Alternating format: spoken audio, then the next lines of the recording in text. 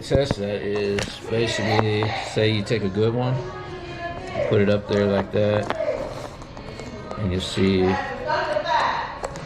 good one registers like that. You'll see green. The bad one. So are they blown? Oh yeah, for sure. Okay. That one's definitely every blown. single last one of them? I'm about to see. Oh, okay. I'm gonna do every one of them. Gotcha. I'm gonna just start replacing. You should get power now. This is the SL. So what he could have did down there? They could have allowed that to happen. I don't know. I'll look.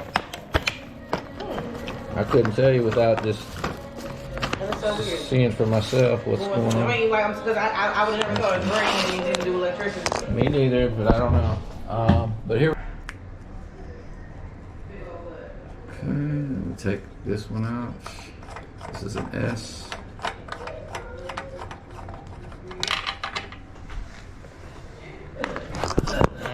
Check and see.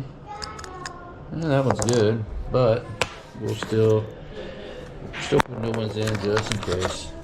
All right, so here's what I determined. I traced the wire or the outlets that were out in the living room. All three of them were on the same circuit. I traced it all the way back to this fuse. This is the one. What you're gonna see now is when I test continuity between where the wire supply would be and the fuse itself. Okay, you get continuity there, but from here to there,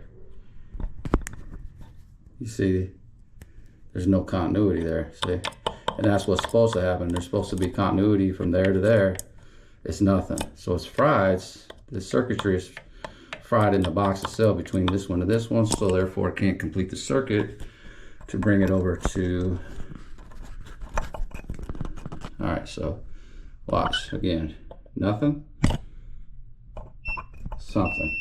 So see, there's an interruption between there to there. So it couldn't supply the line that goes to the living room. So it's fried in here somewhere. Could that whole piece be replaced? Yeah, probably. Potentially, maybe.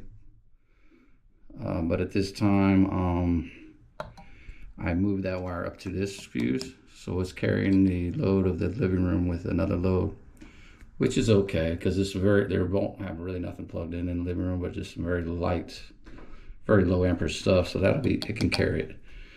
So this one's dead. Now, whether they even sell these parts anymore to put a new one in, maybe not. We can look into it, or we can look at actually upgrading it to a circuit breaker, which I think is best, but otherwise it's not in terrible condition. All right, so there we are. Got the 120 back on the plugs, so we're good to go. This wire is kind of here exposed. We're just gonna go ahead and cut that off, and I'm going to cap that off safer. So let's get that done real quick.